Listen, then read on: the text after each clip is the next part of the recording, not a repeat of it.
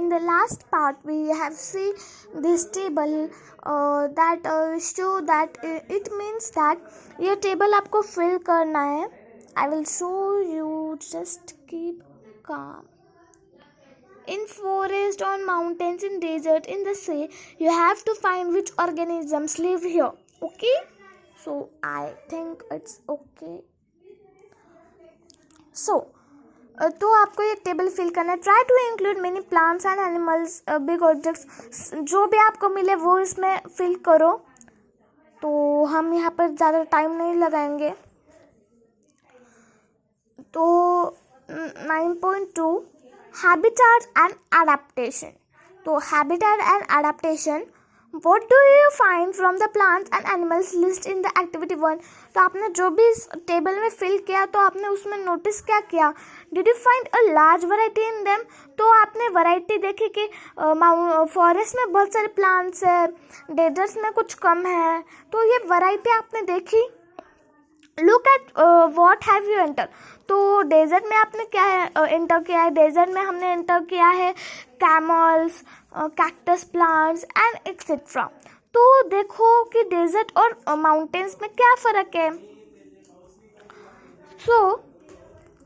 और सी का एक कॉलम देखो, सी में है फिशेस, क्रैब्स, और देन सैंड भी वहाँ पे मिलती है, देन वहाँ पे वेल्स मिलते हैं. तो ऐसे लिखना है. तो ये सब कितना डिफरेंट है, क्यों जो से एक पे एनिमल मिलता है और एक में दूसरा मिलता है.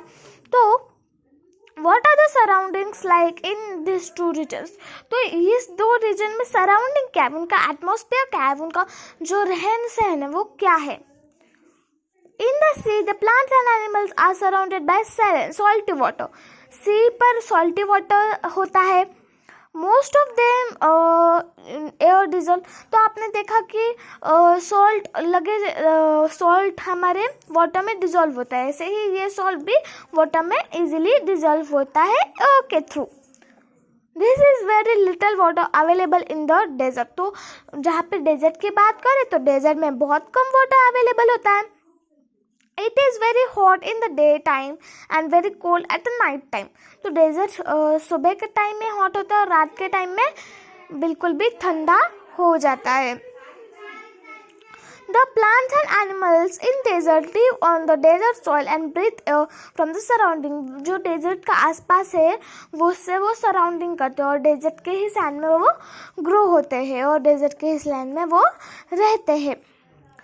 The sea and desert are very different surroundings. sea और desert में बहुत ज़्यादा different है, isn't it? Let us look to very different kind of organisms from desert and sea. तो हम अभी क्या करेंगे, ये तो हमने देख लिया. तो अभी दो एग्जाम्पल लेते हैं. डेजर्ट का एनिमल लेते हैं कैमल और एक फिश लेते हैं जो कि है वाटर का animal. The body structure of the animals helps in the survive in the desert conditions. Camels have a long legs which helps to keep their body away from the heat.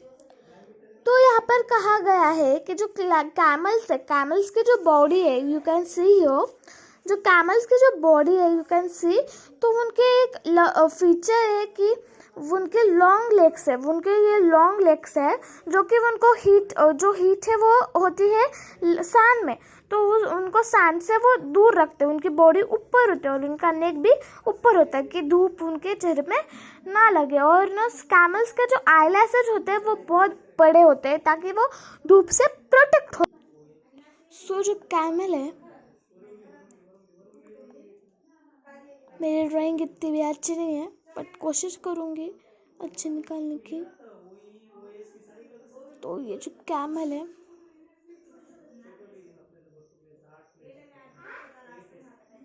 तो कैसा भी camel निकाला है मैंने but आप समझ जाइए ये कैमल को. तो ये जो कैमल है इसके जो पैर बहुत बड़े होते हैं. तो यहाँ पे जो नीचे सैंड होती है और उनकी नेक भी बहुत बड़ी होती है. तो ये नेक लेग्स भी उनको प्रोटेक्ट करते हैं कि वो उनकी बॉडी क्या हो, धूप से बचे. और जो कैमल है उनके आईज जो होते हैं उसको इस फॉर्म में होता है. मतलब उनके आईलैशेस बहुत बड़े होते हैं और उनका पूरा जो आईलैशेस है वो सन से प्रोटेक्ट करता है. सन प्रोटेक्ट तो सन से उनको प्रोटेक्ट करता है. तो बस देन वो कैमल की बॉडी मतलब वो बहुत कम अमाउंट में यूरिन करते हैं, मीन्स सुसु करते हैं बहुत कम अमाउंट में, और वो बहुत ड्राई, वो स्वेट नहीं करते, उनको पसीना नहीं आता ज़्यादा, और पसीना ना आने की वजह से उनके बॉडी में से बहुत कम वाटर ये जाता है. तो इसलिए वो बहुत ज़्यादा दिन तक पानी के बगैर रह सकते हैं. Look at the kinds of the fish. तो काइंड्स ऑफ द फिश हम यहाँ पे देख रहे हैं. तो यहाँ पे कितने काइंड्स है, ये बड़ी है, ये कलर अलग है, तो ये छोटे छोटे हैं. तो बहुत सारे काइंड्स है फिशेस में. तो फिशेस में भी जो काइंड्स है फिशेस में there are so many kinds of fish but you see that the some one have common in shape. तो आपने देखा कि फिशेस में बहुत सारे टाइप्स होते हैं, बट फिशेस में क्या विशेषता होती है कि वो ऐसे ही शेप में होता है. I think so.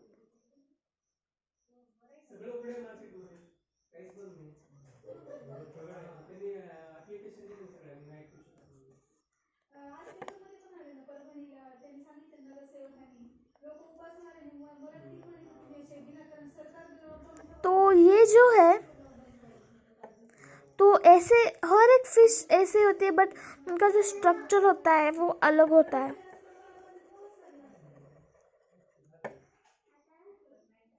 तो हर एक फिश अलग है बट उनका स्ट्रक्चर एक ही है.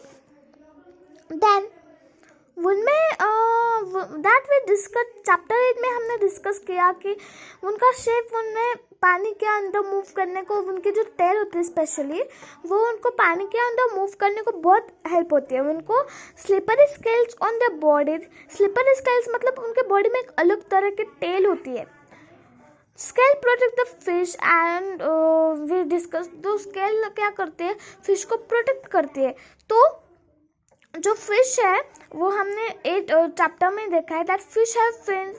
उसको फ्लैट फिन्स और टेल्स होते हैं that help in the changing the direction. Changing the direction के लिए फिन्स और टेल बहुत यूजफुल है. Gills present in the fish help them use oxygen. तो गिल्स जो होती है फिश के जो अंदर जो गिल्स होती है वो उनको ऑक्सीजन ब्रीथ करने, पानी में से जो ऑक्सीजन होता है वो उससे लेती है.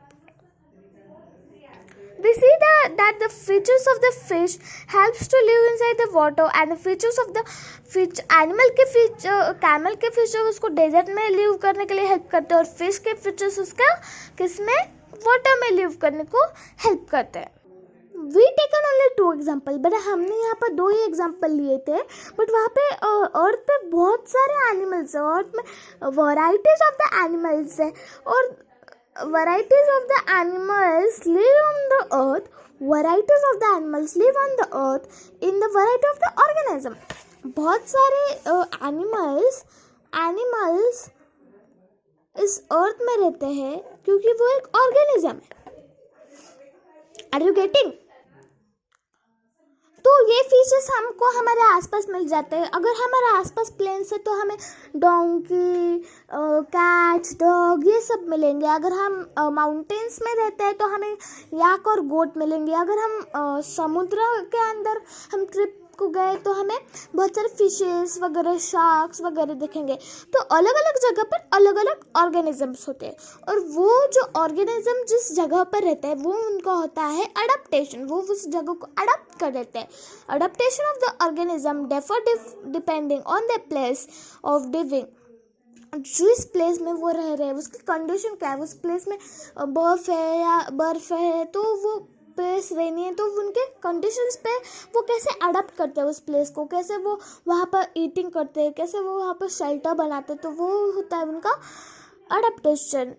That is why the fish can not live without. तो फिश उसके वाटर के बिना नहीं रह सकता, क्योंकि उसका वाटर ही उसके लिए ब्रीथिंग का एक सोर्स है. अगर वो उसको हम बाहर निकालें और बोले कि लैंड पर रहे तो वो रह पाएंगे क्या, नहीं. The place where organism live. एक ऑर्गेनिज्म जिस प्लेस पे रहता है उसको कहते हैं हैबिटाट. तो हैबिटाट उनको फूड देता है, शेल्टर देता है। हर एक प्लांट अपने हैबिटाट पर ही, हर एक ऑर्गेनिज्म, एनिमल्स उनके हैबिटाट पे ही सर्वाइव होते हैं। प्लांट्स भी हैबिटाट पे ही सर्वाइव होते हैं। अगर हम प्लांट्स को सॉइल में डालें और ऐसी जगह पर रखें कि सनलाइट वगैरह सब मिलता है, तो वो उसका प्लेस है, वो वहाँ पे लिविंग हो रही है, वहाँ पे उसका हैबिटाट है, तो उसको सब मिल रहा है। तो प्लांट्स भी हैबिटाट में आते हैं। तो in the plants and animals that live on the land are called terrestrial habitats. तो प्लांट्स जो होते हैं, जो लैंड पर रहते हैं, और जो एनिमल होते हैं जो लैंड पर रहते हैं, उन्हें कहते हैं टेरेस्ट्रियल।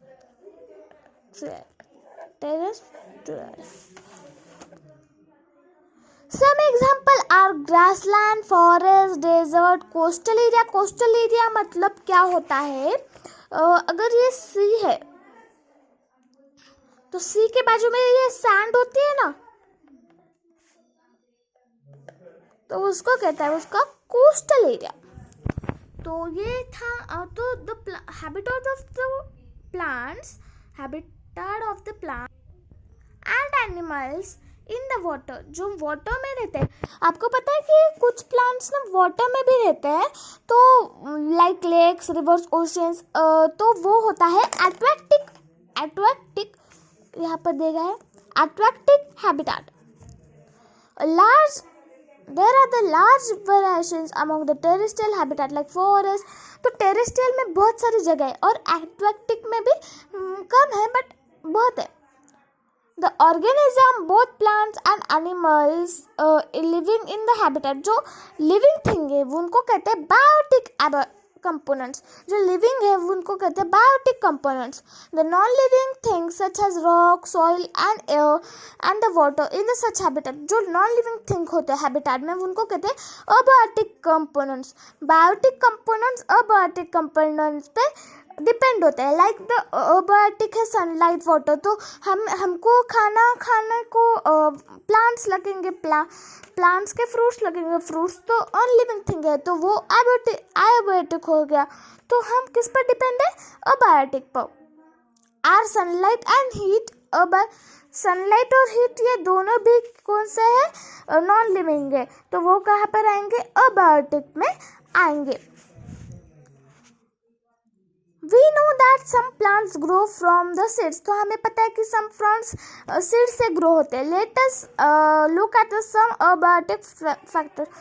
Plants seed से grow होते हैं, तो seed है abiotic, तो abiotic living पर डिपेंड है। अगर हमने seed को प्रॉपर नहीं रखा तो वो प्लांट उगेगा ही नहीं। Let us look at the some of the abiotic factors and the effects of the seed as they grow।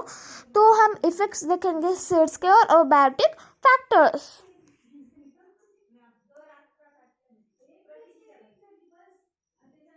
तो एक्टिविटी 2 यहाँ पर दी गई है।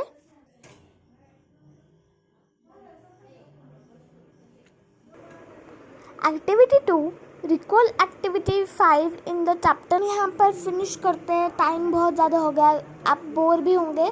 तो एक्टिविटी 2 हम बाद में लेंगे, तो अभी क्या करेंगे है, हम पिक्चर्स को ऑब्जर्व करते हैं।